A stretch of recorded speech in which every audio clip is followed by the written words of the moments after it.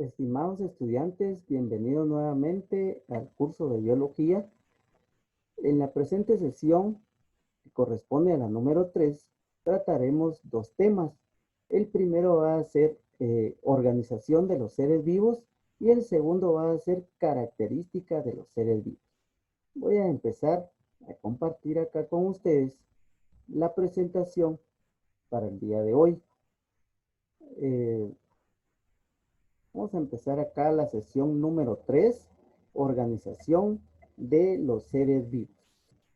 Niveles de organización de los seres vivos. En primer lugar, el esquema nos va a presentar en este organizador que está acá, el nivel subatómico, nivel atómico y nivel subatómico. El nivel atómico, recuérdense que estamos hablando de átomos.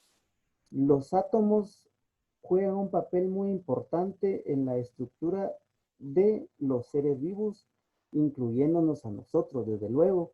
Por ejemplo, átomos como el calcio, el magnesio, el fósforo, el cloro, etcétera, están presentes en nuestro organismo. Esos átomos están constituidos por partículas subatómicas, están los neutrones, los protones y los electrones. Desde luego que cada uno de ellos en esos átomos o en esas especies, digamos, de la naturaleza, juegan un papel importante e interactúan para poder construir de alguna manera nuestro organismo. Luego ese nivel atómico y nivel subatómico van a tener a bien formar moléculas y por la unión de átomos iguales o diferentes se van a formar otras especies químicas llamadas moléculas y ahí van a formar parte las biomoléculas que son moléculas de carbono, proteínas y lípidos que están presentes en nuestro organismo. Ahora nos pasamos al nivel celular, luego de pasar el nivel más corto o el nivel de organización más corto, que es el nivel químico, nivel subatómico, nivel atómico y nivel molecular. Pasamos ahora ya propiamente al nivel celular o al nivel biológico. De aquí en adelante, todo lo que esté organizado va a tener vida, es decir, va a llevar a cabo funciones vitales. El nivel subcelular. ¿Qué quiere decir esto subcelular? Que también la célula está formada por pequeñas partes llamadas orgánulos u organelos que van a formar a la célula, van a formar parte de la célula y que van a tener una función específica dentro de la misma, como por ejemplo el núcleo celular. Cuando nosotros miremos la parte de la historia de la célula y la célula propiamente, miraremos cuál es la función por ejemplo, del núcleo celular, de las mitocondrias y todo lo que forman estas especies biológicas. Luego de eso, del nivel subcelular, hablamos del nivel celular propiamente, que es ya hablar de una organización que tiene vida, como lo es la célula. El grupo de células de la misma especie va a formar tejidos, es decir, que va a formar la primera parte de lo que va a formar, en este caso, un órgano. Por ejemplo, el órgano llamado corazón está formado por células de la misma especie que van a formar el tejido cardíaco. Aquí está, se van formando los órganos, en este caso el corazón, pero también se forma, por ejemplo, un intestino, se forma, por ejemplo, músculo, hueso, etcétera. Luego de esos órganos se van a reunir y van a formar lo que conocemos como sistemas, el sistema nervioso, el sistema digestivo, etcétera. Luego de eso se van a formar los individuos. La reunión de sistemas van a formar ya los organismos. Terminamos acá esta parte del nivel subcelular hasta los individuos. Es otro tipo de organización llamado nivel celular de los seres vivos. Luego entramos a la tercera parte de la organización de los seres vivos, que inicia con un individuo. Cuando se reúnen van a formar una población, es decir, que una población es un grupo de individuos o de organismos de la misma especie. Luego esa población de organismos va a formar una comunidad, es decir, que van a interactuar con otros tipos de poblaciones para llevar a cabo el proceso de la vida. Luego de eso, ellos van a convivir en un espacio llamado ecosistema, y los ecosistemas van a formar lo que conocemos como biosfera. Acá un poquito más amplio, el átomo, que es la parte más pequeña que forma la materia y que forma parte, desde luego, de los organismos vivos, como parte también de la materia en nuestro planeta. La reunión de átomos va a formar moléculas, que es la unión de dos o más átomos de un mismo elemento o de diferente elemento, como por ejemplo acá está una molécula de agua. Vean ustedes, tenemos un átomo de oxígeno y dos de hidrógeno, que van a formar en este caso algo tan vital también para la vida como es el agua. Luego de esto vamos a ya la explicación de lo que es la célula, que es la unidad estructural y funcional genética más pequeña de los seres vivos. ¿Qué quiere decir esto? Que la célula ya lleva a cabo funciones vitales, todas las funciones vitales, como lo es la nutrición, el metabolismo, la reproducción, la excreción, la respiración, etcétera. Todo eso, las células van a formar tejidos. Es un conjunto organizado de células de la misma clase o de la misma especie, que comparten características semejantes y cumplen con una función determinada, que va a ser formar órganos. En este caso, va a formar el tejido muscular, el tejido conectivo, el tejido nervioso, tejido sanguíneo, el tejido óseo, entre otros. Vamos rápidamente acá. Esos Digamos, esta parte que está acá, los tejidos que van a formar esto, desde luego que van a traer consigo la formación de órganos. Es una estructura compuesta por dos o más clases de tejidos diferentes, que interactúan para cumplir una actividad en común. Por ejemplo, el tejido óseo con el tejido muscular juegan un papel muy importante, interactúan entre sí para llevar a cabo la movilidad de los organismos. Luego de esto, los órganos van a formar sistemas, ¿verdad? Por ejemplo, el sistema digestivo está formado por el órgano llamado estómago, otro órgano llamado intestinos, etcétera. El sistema respiratorio, está la tráquea, los pulmones, los alveolos y todo eso que implica y que compone ese sistema. Luego tenemos los organismos pluricelulares. Ya cuando están los órganos ya formando los sistemas, se van a formar los organismos pluricelulares, todos los vertebrados, todo lo que incluye el reino animal, el reino vegetal, reino fungi, el monera no, el monera es unicelular, y el protista también. Pero en este caso va a formar a los animales, las plantas y el reino fungi. Luego de eso entramos al otro tipo de organización, que va a ser el nivel ecológico. Empieza con un organismo, en este caso acá un gato, un organismo de una especie. Esa especie reunida con una misma clase va a formar una población. ¿Qué es una población? Es un conjunto de individuos que pertenecen a la misma especie y se ubican en un espacio y tiempo determinado. Ahí van a estar, por ejemplo, en este caso, una manada o una parvada de pingüinos. Podría ser una organización ahí de zompopos, una organización de algunas aves, peces, etcétera. Van a formar una población.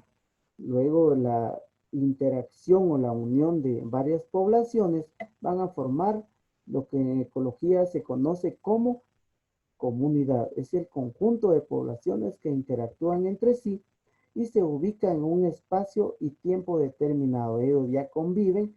Ahí hay organismos pequeños, hay organismos grandes, unos que son carnívoros, otros que son herbívoros, hay acuáticos, hay eh, aves, etcétera.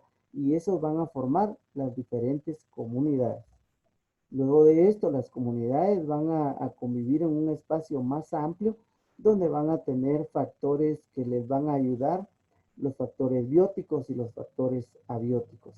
Un ecosistema es el conjunto de comunidades que interactúan entre sí y con su entorno físico en un espacio y tiempo determinado. Ellos comparten una gran extensión de terreno físico, donde van a ver, por ejemplo, en este caso, se ve aquí en la imagen, hay agua, hay rocas, está el suelo, están las plantas, están los organismos carroñeros, inclusive acá se puede notar tal vez los microscópicos, ¿verdad? Es decir, las bacterias y los hongos que juegan un papel muy importante dentro de un ecosistema.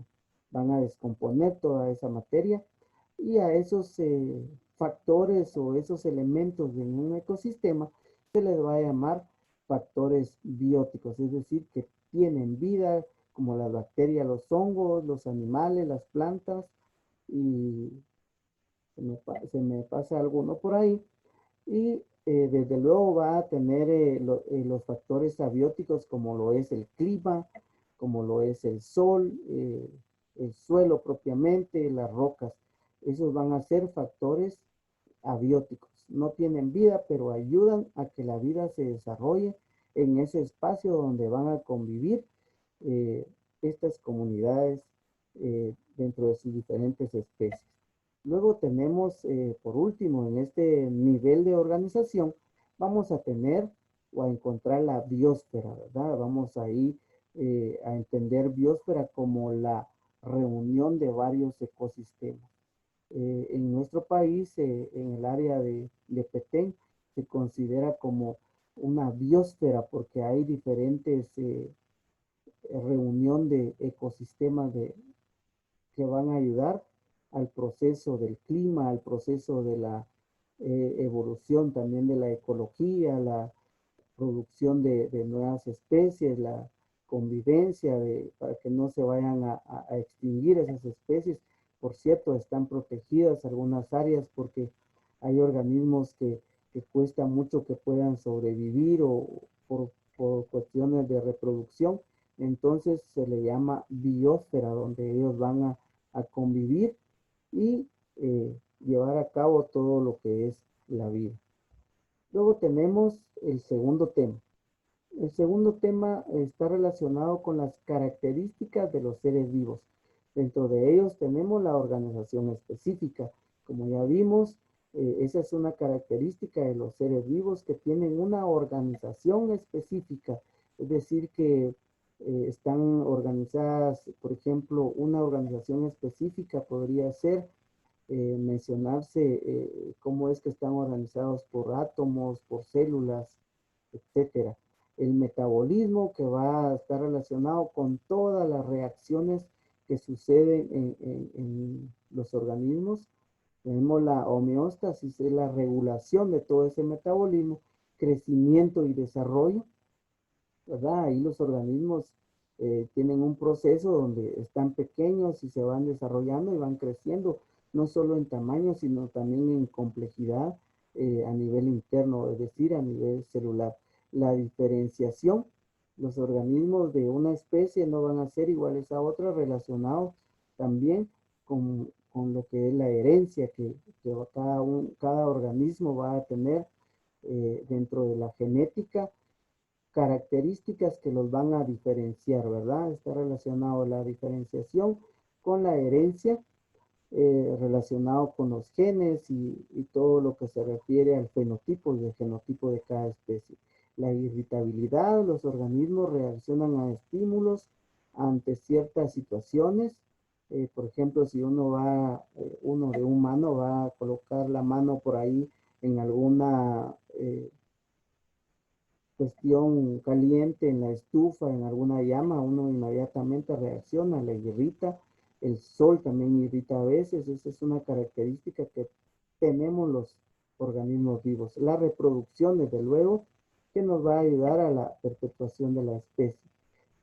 Ciclo de vida, cada uno de nosotros sabe que eh, nos vamos a reproducir, nacemos, eh, nos vamos desarrollando, crecemos, nos volvemos a reproducir y llega un momento donde tenemos que abandonar este mundo, este planeta, porque morimos. Y la adaptación está relacionada con la capacidad que tenemos los organismos de adaptarnos al clima, al espacio donde estamos conviviendo, como por ejemplo los cactus en los desiertos. Los cactus tienen la capacidad de adaptarse a ese ambiente árido.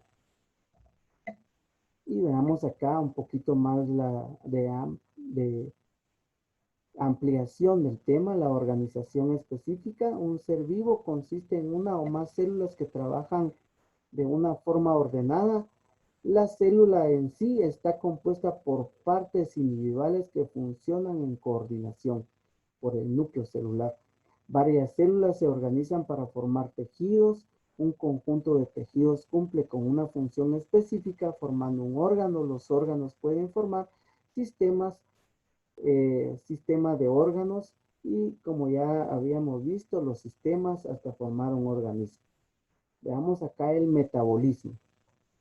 Vean ustedes el metabolismo, por ejemplo, el oxígeno.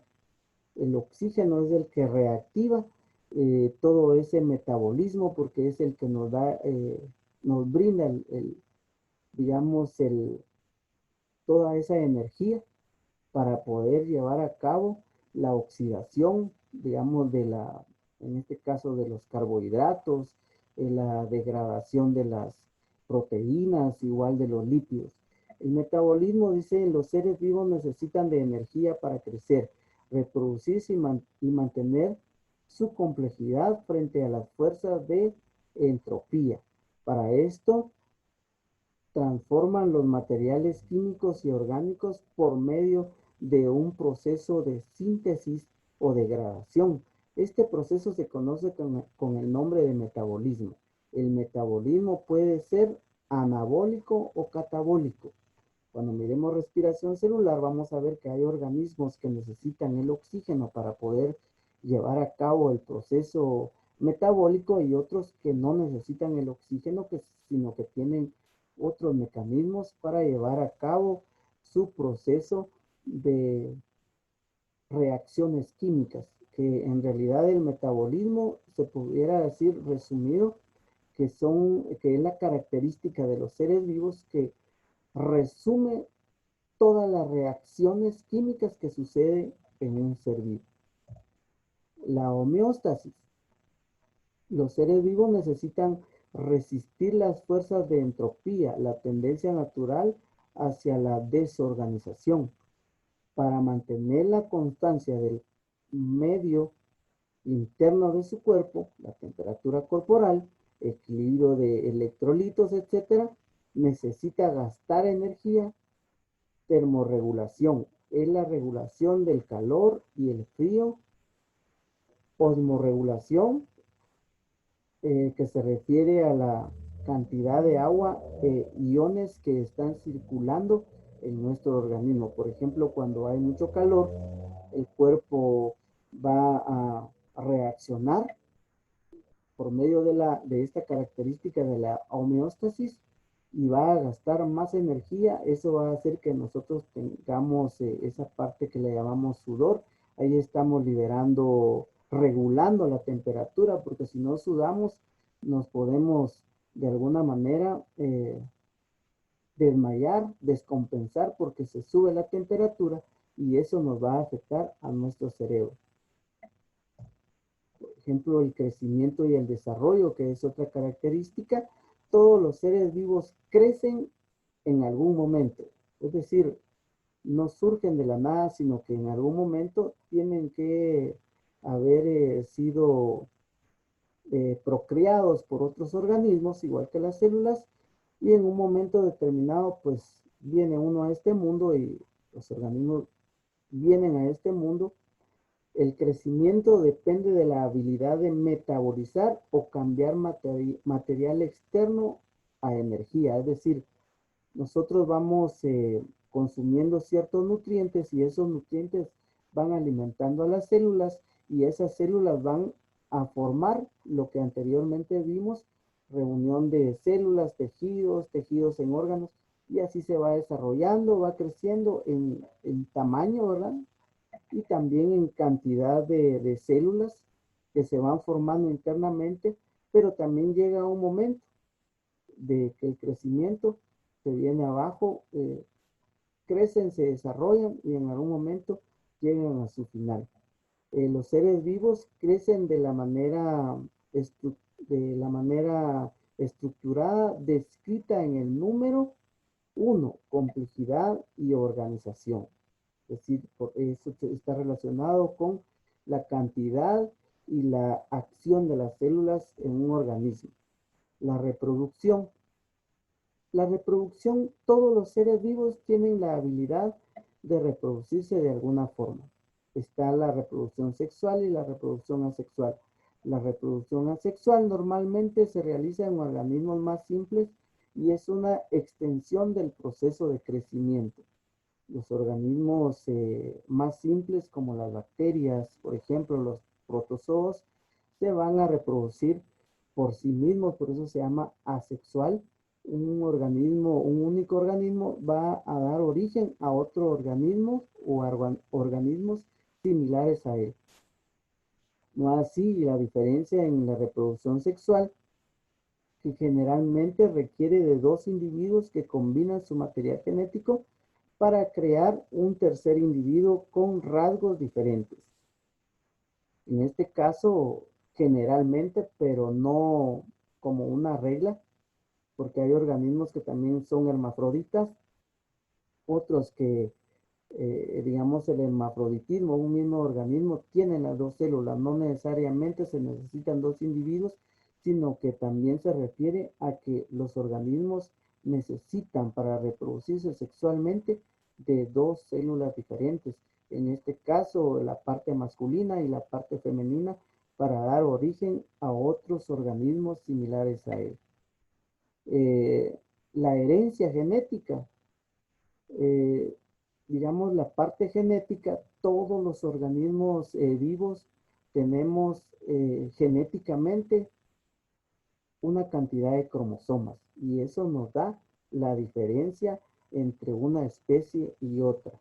La herencia genética es el proceso por el cual las características de los progenitores se transmiten a sus descendientes, ya sea características fisiológicas, morfológicas o bioquímicas de los seres vivos bajo diferentes medios de ambiente. Es decir, relacionado también en este caso, la herencia y la evolución van muy de la mano, ya que hay cambios por la genética, pero también van a haber cambios por el proceso de la evolución. Pero en general la herencia se refiere a que cada organismo tiene una cantidad de cromosomas y eso lo va a hacer diferente a otras especies. Tenemos la irritabilidad. Un ser vivo detecta y reacciona, a estímulos como la luz, la presión, la temperatura, la composición del suelo, el aire, el agua, etc. Es decir, que si uno tiene de alguna manera, puede reaccionar a la luz, a eso le podríamos llamar nosotros fototropismo, ¿verdad? Está también la irritabilidad cuando un organismo, por ejemplo, la zarcilla o la que planta, la que le llaman la dormilona, de día está, cuando hay sol, está, digamos, cerrada y cuando se va el sol se extiende o cuando uno la toca, esa planta o ese organismo va a reaccionar a ese estímulo al tacto, tactismo, ¿verdad? Se va a cerrar. Por ejemplo, las plantas que son así, reaccionan al tacto. Cuando un organismo llega y algún insecto en una hoja, una flor de esas que reaccionan, nomás llega el organismo, sienten el tacto y se cierran. No es que sean carnívoras, sino que reaccionan a ese, digamos, a ese estímulo del tacto del organismo que llegó por ahí. Esta reacción es activa, requiere energía, no es pasiva. Por ejemplo, la reacción de una planta al sol es diferente que una piedra que rueda hacia abajo. La planta requiere de energía para poder crecer hacia el sol. Una reacción activa, ese es otro ejemplo también. La planta va a reaccionar y va a buscar siempre la luz. La adaptación. La adaptación, eh, un individuo responde a los cambios en el ambiente y realiza cambios para sobrevivir. Una población al paso de varias generaciones se adapta a las condiciones ambientales de un lugar, pero puede regresar a las características iniciales. Los seres vivos cambian a través de las generaciones a la escala de una población. Cuando el cambio es irreversible se llama evolución y puede generar nuevas especies. Cuando se mira todo el trabajo de Charles Darwin, se logra determinar cómo es que a través de esa teoría han surgido nuevas especies. El camuflaje, por ejemplo, el camaleón, en este caso, el camuflaje es un tipo de adaptación para que no ser devorados por los depredadores. Como les decía, hay plantas que se adaptan extremos como las cactáceas, ¿verdad? Los cactus que están en el desierto, hay mucha falta de agua, hay mucha aridez. Entonces, en este caso, se adaptan a ese ambiente donde otras no pudieran tal vez de alguna manera adaptarse. Tenemos el fin de la presentación y siempre les recuerdo que estar pendiente de la plataforma de Classroom, que ahí les colocaré la tarea correspondiente a esta sesión número 3. Quiero agradecerles su atención y siempre les recuerdo, sigan adelante, que se cuiden mucho ante esta enfermedad que nos está afectando. Que tengan un buen día. Hasta pronto.